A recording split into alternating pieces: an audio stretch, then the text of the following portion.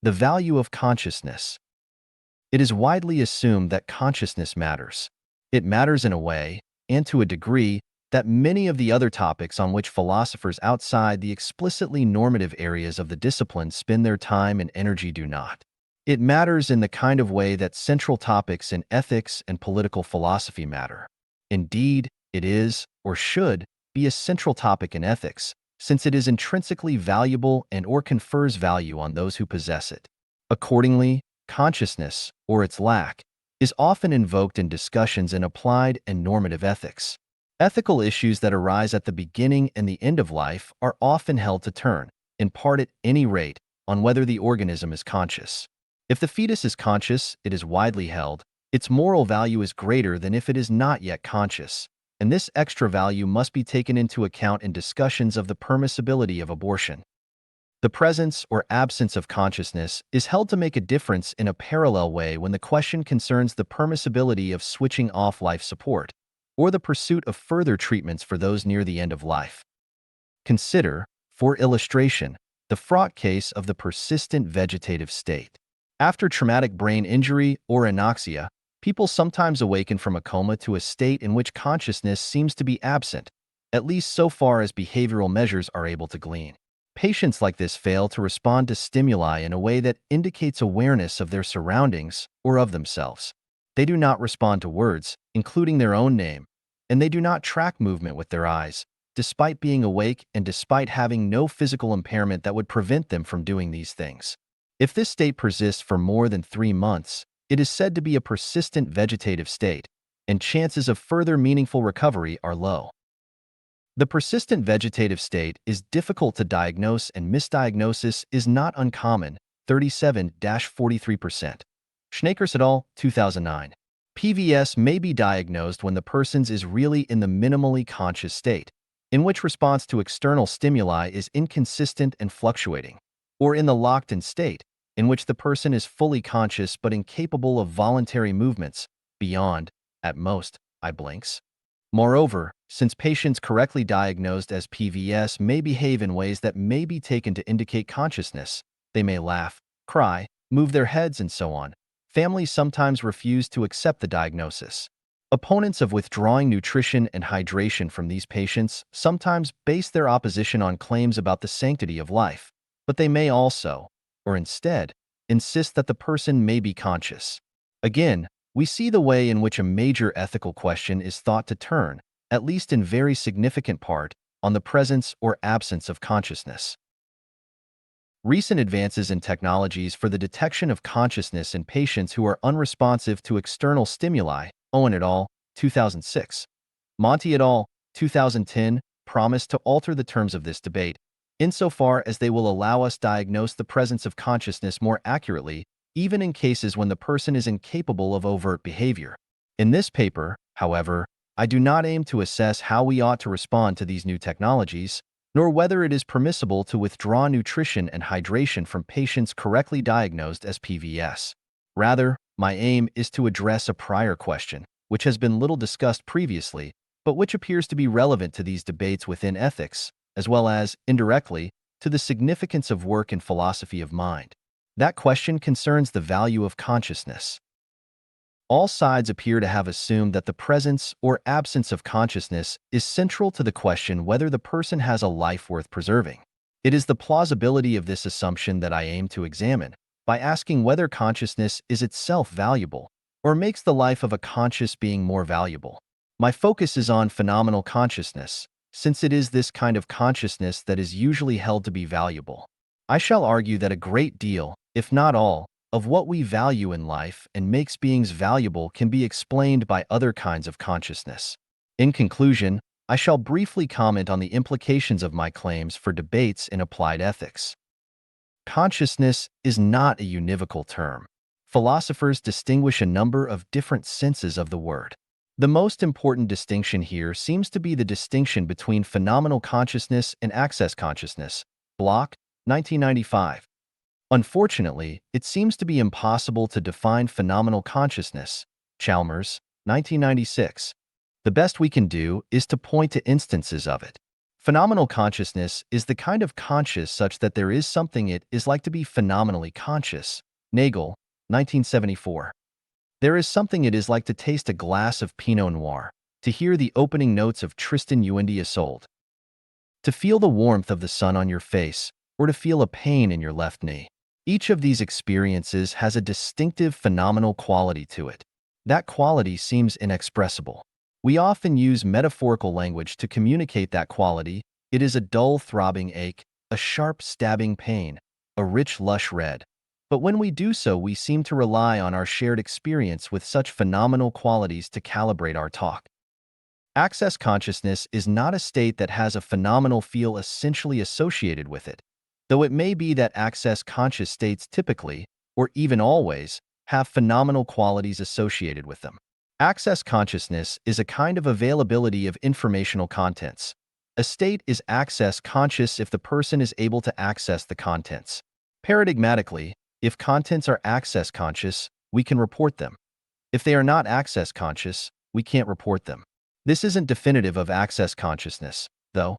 Sometimes we become conscious of the content of our minds by reporting them, Carruthers, 2009, and sometimes we can't report what we are conscious of because we have lost the use of our voice, say. Sometimes, philosophers say that phenomenal consciousness is the only kind of consciousness there is. According to these philosophers, what ordinary people mean by consciousness is phenomenal consciousness, and access consciousness, which is not essentially phenomenal, is simply some other kind of phenomenon. We might buttress this line of thought by noting that because access consciousness is an information processing concept, there is no reason why a computer can't be conscious in that sense. That is, there is no reason why a computer should not be set up so that its central processing mechanisms have access to the contents of any of its other systems. But since people commonly doubt whether a computer can be conscious, they can't mean access consciousness by consciousness. However, there are good reasons to think that ordinary people and theorists sometimes do mean access consciousness by consciousness. In all his writings, Freud seems to have had this kind of notion of consciousness in mind. When he claims that neurosis is caused by unconscious thoughts, or something along those lines, he clearly means thoughts with contents that can't be accessed, not thoughts which fail to have a phenomenal feel associated with them. Many people have taken issue with Freud, for many different reasons, but no one has ever objected that his postulates aren't really unconscious, because we mean phenomenal consciousness by consciousness. Similarly, in contemporary debates over whether consciousness is a necessary condition of moral responsibility, Arpely, 2002, Smith, 2005, Schur, 2009, it is clearly access consciousness that is at issue, Levy, forthcoming. The sense of consciousness may vary from context to context. Nevertheless, in this paper I shall focus on phenomenal consciousness, which is certainly the central concept of consciousness in contemporary philosophy of mind. In debates about the hard problem, Chalmers, 1996, for instance, it is phenomenal consciousness that is at issue. The hard problem is supposed to be hard precisely because it is so difficult to explain consciousness in information processing or functionalist terms, and because it is so difficult to see how the physical systems that implement cognitive processes could give rise to consciousness. There is no in principle difficulty with understanding how physical systems could implement access consciousness, so clearly it is phenomenal consciousness on which these debates turn, as the disputants explicitly recognize. It is widely assumed that it is phenomenal consciousness on which the ethical disputes mentioned above turn, Kahane and Savulescu, 2009.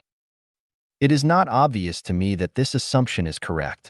It may be that disputants have no clear notion of consciousness in mind at all, and that clarifying the notion of consciousness at work would all by itself advance the ethical debates. Settling what sense of consciousness those on different sides of debates have in mind would take exegetically work, and perhaps empirical work as well. Perhaps it would be useful to conduct some experimental philosophy, asking people who think that, for instance, it would be wrong to withdraw nutrition from patients because they may be conscious what sense of consciousness they have in mind. Here, however, I will simply accept the common assumption and ask whether phenomenal consciousness can make the kind of difference to moral status apparently invoked in debates in applied and normative ethics. Does phenomenal consciousness make a significant difference to the value of the lives of organisms? How might we go about attempting to answer this question? Seward, 1998, in the most sustained consideration of the value of consciousness, argues that the best way to approach this question is via thought experiment. Imagine you are offered the opportunity to live your life without phenomenal consciousness. Imagine, that is, you are offered the chance to become a zombie, in the sense of the word employed in philosophy of mind. A zombie in this sense is a functional, perhaps even a physical duplicate of an ordinary person. A zombie twin of me would do all the things I do, eat, sleep, write philosophy papers, would be indistinguishable from me to my friends and family, and would have mental states with contents just like mine. My zombie twin would believe what I believe, hope for what I hope for, and fear what I fear. But these mental states would be unaccompanied by any phenomenal states. When he eats, he is able to detect the qualities of the food. If asked, he can tell you if it is salty or bitter, say, but he does this in a way that does not involve the distinctive qualitative experience of these tastes, just as a machine might be designed to detect saltiness. Such a machine might have salt detectors similar to ours, but it would not experience the saltiness. Similarly, when it fears what I fear, its fear would be a functional state. It would withdraw from what it fears, be motivated to do things that make it less likely that it will encounter things it fears, and so on, and would be accompanied by the physical states that accompany fear in me, heart pounding, sweaty palms, dry throat, and so on. But again, there would be no qualitative feel associated with its fear. Because a zombie twin of you can do all the things you can do, have the same experiences, in some sense of experience, at any rate, and achieve the same ends. If you do not value phenomenal consciousness, you should be indifferent with regard to the offer to become a zombie. If you are offered even a small incentive, a small amount of money, or a slight increase in cognitive capacity, or what you should be happy to choose zombification over your current state. But Seward thinks that a moment's reflection reveals that all of us would be very reluctant to accept the offer. It would take a very large incentive to induce most of us to accept it, say a cure for the terminal illness of a loved one. This shows, Seward claims, that we think phenomenal consciousness is intrinsically valuable not for what it allows us to achieve, since by hypothesis our zombie twin can achieve anything we can achieve, but just for itself. This thought experiment is designed to show us that we do value phenomenal consciousness. But how much do we value it? Seward argues that we place so much value on phenomenal consciousness that we would view a life lacking in conscious experiences as little or no better than death. 1998, 329. Careful consideration shows, therefore, that we value phenomenal experiences intrinsically, and that we value it a great deal. Indeed, Seward thinks that there is a case to be made for thinking that we would not survive zombification. If I were transformed so that I no longer had qualitative experiences, I would no longer exist. Obviously, these claims are directly relevant to ethical theorizing. Their truth would underwrite the truth of the intuitive thought that a conscious being has more value than a non-conscious, and therefore make the appeal to consciousness in ethical decision-making a rational and appropriate one. However, we need to be very careful in conducting the thought experiment Seward recommends. It is very hard to know when we have succeeded in imagining what we lose when we lose phenomenal consciousness. Lack of phenomenal consciousness is not lack of consciousness. A zombie is still conscious in some sense. My zombie twin is self-conscious and access-conscious.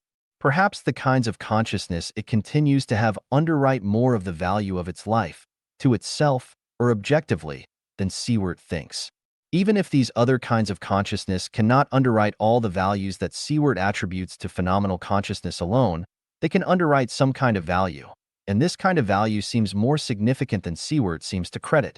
I will begin with this claim, prior to a direct consideration of how much we lose when we lose phenomenal consciousness. It is sometimes claimed that phenomenal consciousness is a necessary condition of anything maturing to an organism. Kahane and Savulescu, 2009, claim, for instance, that only a phenomenally conscious being has a point of view, a subjective take on things. 13. Perhaps it is this kind of consideration that Seward has in mind in claiming that I would not survive the permanent loss of phenomenal consciousness.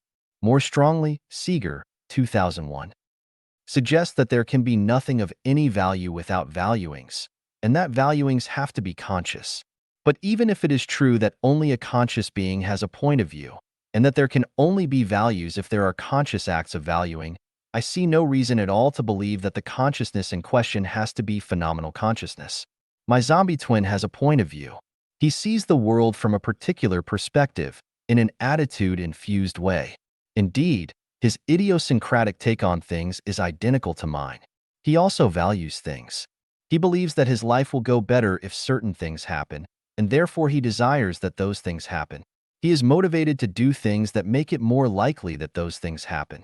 There are states of affairs that he does not believe he can influence, but toward which he takes attitudes too. He hopes for peace in the Middle East, for instance. He is inclined to say that he values these things, and I am inclined to agree with him. To assess how well or badly his life is going, it might be worth measuring his well-being against the three most influential accounts of happiness available.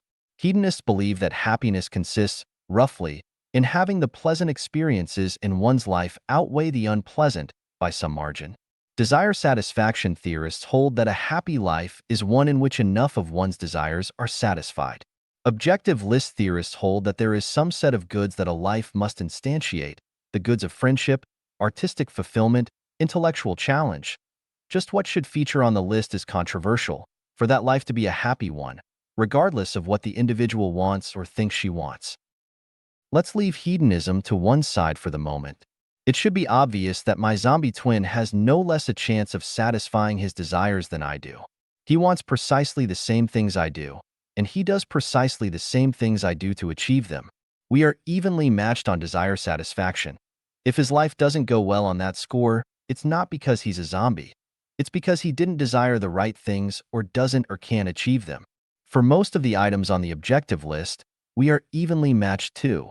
Friendship, health, engagement with nature, intimate relationships. All of these are as much within his grasp as mine. But some items on the list might seem out of his grasp. Consider aesthetic experience. He might be able to understand the harmonic relations between the chords in a Beethoven sonata, but is an appreciation of the rich timbre of the piano denied to him in principle? He is blind, is he not, to the vibrant colors of a Mondrian painting? These experiences require phenomenal consciousness, it seems. Likewise, some of the experiences associated with intimate relationships are phenomenal. Love without its qualitative character would be a pallid imitation. I think that it is actually far from obvious that aesthetic experience is even partially inaccessible to my zombie twin. Because he is my functional twin, he has some kind of grasp of color and timbre. Since I respond to these features of the world, so does he. Clearly, these properties make a functional difference to me. I might be disposed to prefer one recording of a sonata to another because of the timbre of the piano, and that preference might cause me, inter alia, to listen to that recording more often. So will he be, for precisely the same reason. If I am disposed to comment on the richness of the colors in a painting, so will he be, and he will take himself to respond to them due to the way he experiences them. In some sense, he does experience the colors. He also experiences emotions. Given that my emotions make a difference to my behavior, we can be sure of that. If there are differences in the extent to which his life can go well by having his desires satisfied, or by the extent to which he achieves those goods that actually make up a flourishing life, and the extent to which my life can go well for the same reasons, these differences are subtle. Let's turn now to hedonism. Surely experiences of pleasure and pain are barred to him, and for that reason his life is less good than mine? This is Seeger's 2001 view. He claims that pleasure, as invoked by Bentham, and happiness, as it figured in Mill's utilitarianism, are phenomenally conscious states. Again, I think we should hesitate before we accept the claim that my zombie twin can't experience happiness or pleasure. To a great extent, happiness and pleasure might be devoid of proprietary phenomenology. Many of the moments subjects report as most happy are experienced in the state called flow.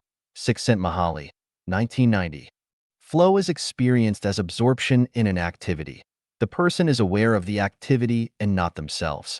A fortiori, they are not aware of any experiential state, phenomenal or not. On some views, they might nevertheless have phenomenal experiences to which they lack access.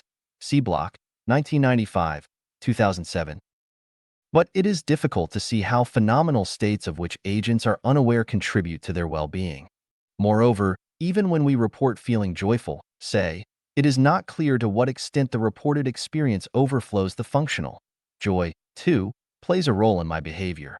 The same goes for less florid states. I experience a quiet satisfaction when my desires are satisfied, but to at least some extent that satisfaction is cognitive, consisting in the knowledge that I have achieved what I sought, and some of any remaining feeling beyond that can be captured functionally.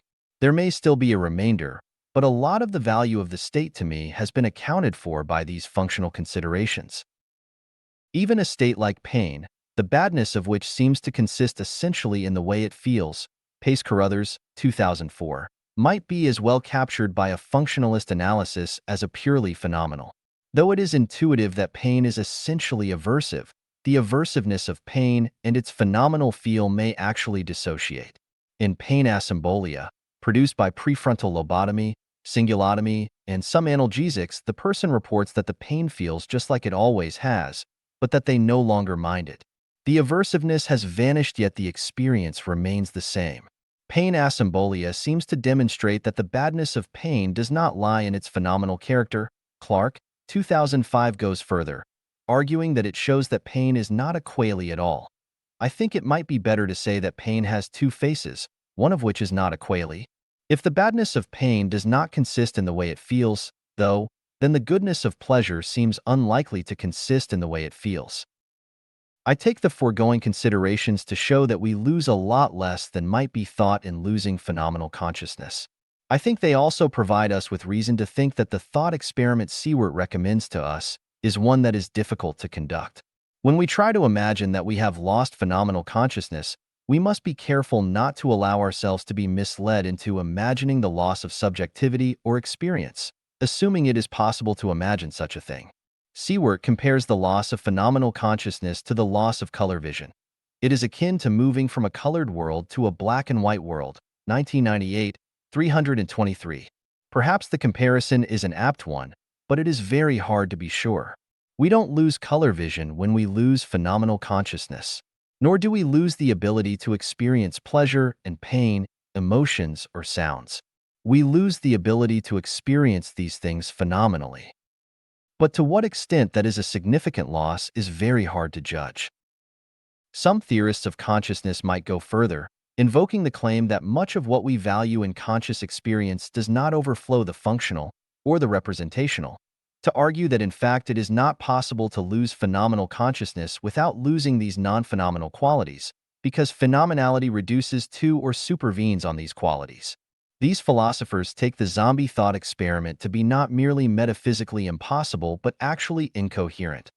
I cannot have a zombie twin, since a functional duplicate of me must be conscious to whatever extent I am.